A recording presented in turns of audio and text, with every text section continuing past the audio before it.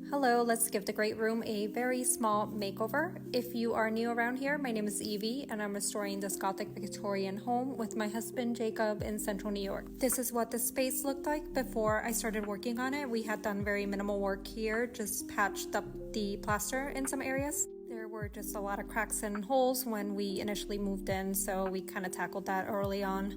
And last month, my stepdad removed all of that gold trim around the room, and I finally decided to begin the painting process.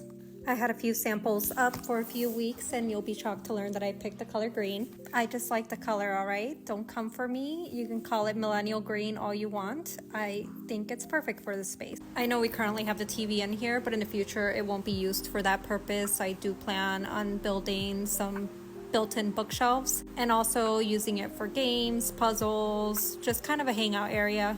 This room gets a lot of beautiful light all year round, and I just kind of wanted this peaceful, airy atmosphere. And that's how I landed on this color, but also here are some inspiration pictures I saved that kind of pushed me in this direction.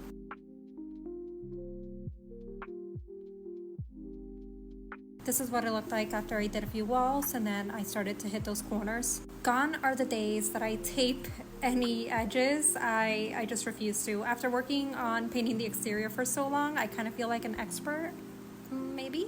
Or maybe I'm just lazy. But anyways, this is the brush I really like to use for those corners or for cutting those lines. It does such a great job, but also this is an old home. I do want straight lines, but I have realistic expectations that there are no straight lines in this house. By the end of the first day, I had a couple of walls down and I was really happy with how it was turning out. And the next morning I woke up early to finish the last wall. I was really rushing with this project because we have friends coming over for a Friendsgiving this weekend and I just wanted to get it done before they arrived. I swear nothing motivates me more than having people over. And at this point you're probably wondering what I'm doing with all of that molding and trim that I'm not painting, and the answer is nothing.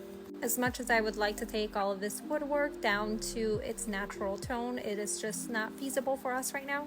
I've been removing paint all summer long, and also we had removed some paint from the foyer that we haven't completed yet. So before I get into anything else, we just have to finish that project. But I also don't want to add any more paint over it because a lot of it is coming off already and I just know it would look horrible. So I am going to leave it as is. I did order some curtain rods because I want to put some floor to ceiling curtains. I think that'll also help disguise all the woodwork beside the windows. I did receive the curtains today and unfortunately they are too short. Apparently I don't know how to measure. But also, why are curtains so expensive? If there's anyone here in central New York that can teach me how to sew, please message me. I would love to learn, and I think it would be amazing if I could just sew my own curtains. Part of this mini makeover is to replace the crown molding, so hopefully that'll be soon. We just feel like the one that's there doesn't quite do the room justice. It feels like it needs to be a little larger.